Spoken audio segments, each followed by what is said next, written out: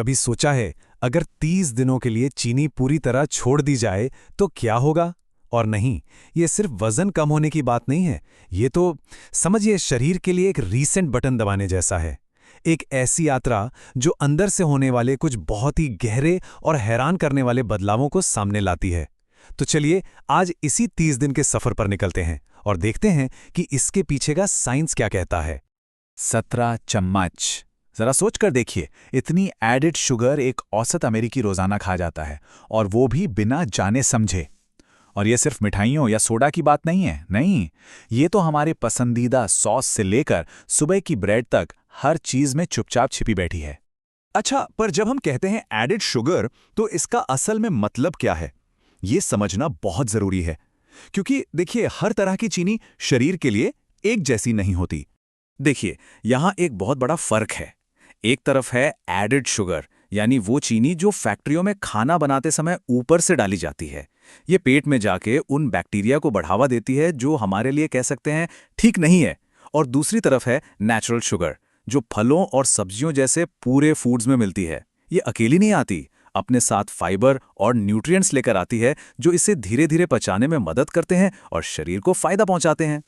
तो हमारे इस 30 दिन के सफर का रोड मैप क्या है? हम शुरुआत करेंगे चीनी के छिपे हुए असर को समझने से, फिर देखेंगे पहले हफ्ते की मुश्किलों को, उसके बाद कैसे मिलती है स्टेबिलिटी, फिर शरीर का डीप रीसेट और आखिर में चीनी के बिना जिंदगी कैसी होती है।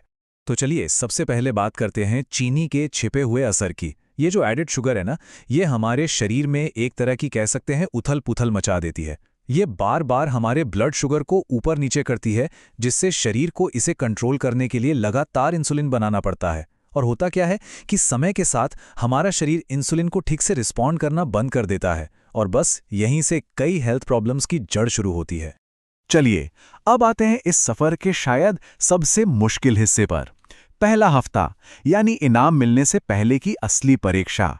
और सच कहो तो ज्यादातर लोग यहीं पर हिम्मत हार जाते हैं। लेकिन ये समझना बहुत जरूरी है कि ये जो कुछ भी होता है वो इस प्रोसेस का एक नॉर्मल और बहुत जरूरी हिस्सा है।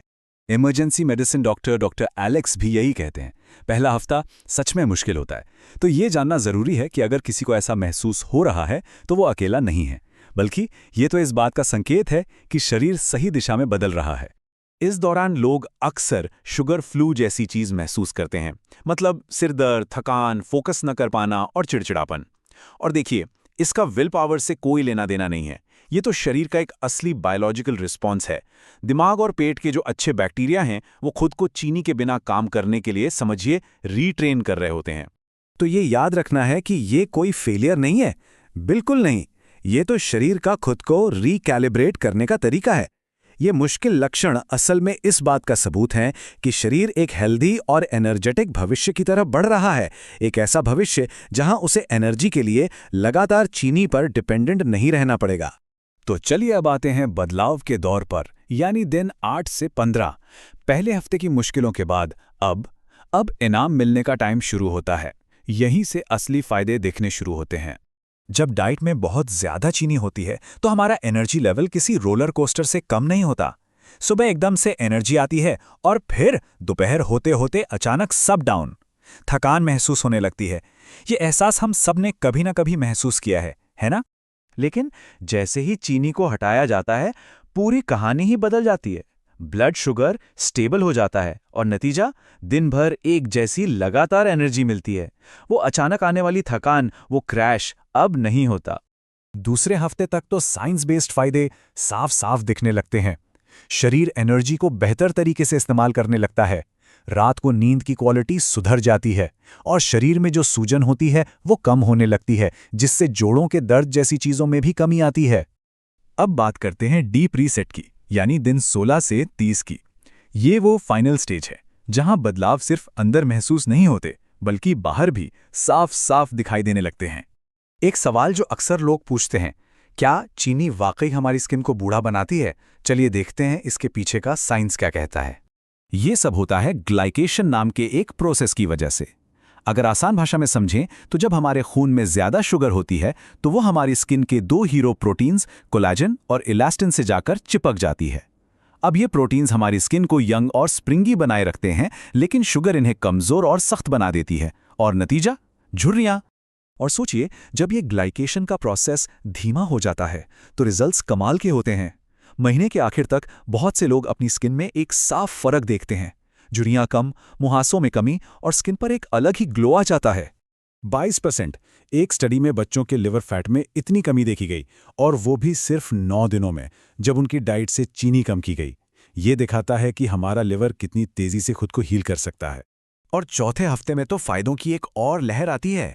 21वें दिन तक जो ब्रेन फॉग होता है वो छट जाता है और सोच ज्यादा साफ हो जाती है। 25वें दिन तक ट्राइग्लिसराइड्स का लेवल, जो दिल के लिए खतरनाक है, वो भी नीचे आ जाता है। और 30वें दिन तक हमारी टेस्ट बड्स पूरी तरह रीसेट हो जाती हैं। और अब आते हैं आखिरी पड़ाव पर, चीनी के बाद की जिंदगी, यानी द न्यू नॉर्मल। 30 दिन का यह चैलेंज पूरा करना अपने आप में एक बड़ी जीत है, पर असली सवाल तो यह है कि अब आगे क्या? असल में ये रीसेट खाने के साथ हमारे रिश्ते को हमेशा के लिए बदल सकता है। सबसे बड़ा और दिलचस्प बदलाव आता है टेस्ट में। जो नेचुरली मीठी चीजें हैं, जैसे बेरीज या गाजर, वो बहुत ज्यादा मीठी लगने लगती हैं, और वहीं जो प्रोसेस्ड फूड है वो नकली और हद से ज्यादा मीठा लगने लगता है। इससे होता यह है कि एक हेल्थी लाइफस्टाइल को बनाए रखना और भी आसान हो जाता है। तो सबसे जरूरी बात जो समझने वाली है वो ये है, ये किसी चीज से खुद को महरूम करना नहीं है। ये तो बस उस रुकावट को हटाना है जो शरीर के रास्ते में आ रही है। ये सोच का एक बहुत बड़ा बदलाव है। ये पाबंदी के बारे में नहीं, बल्कि अपने शरीर को उसकी पूरी ताकत से काम करने देने के बारे में है। तो आखिर में बस यही सवाल है, जब कोई रुकावट ना हो तो क्या कुछ हासिल किया जा सकता है? जब एनर्जी स्थिर हो और दिमाग साफ हो तो कौन सी नई पॉसिबिलिटीज खुलती हैं? ये सिर्फ हेल्थ की बात नहीं है, ये तो जिंदगी को उसकी पूरी क्षमता के साथ जीने की बात है।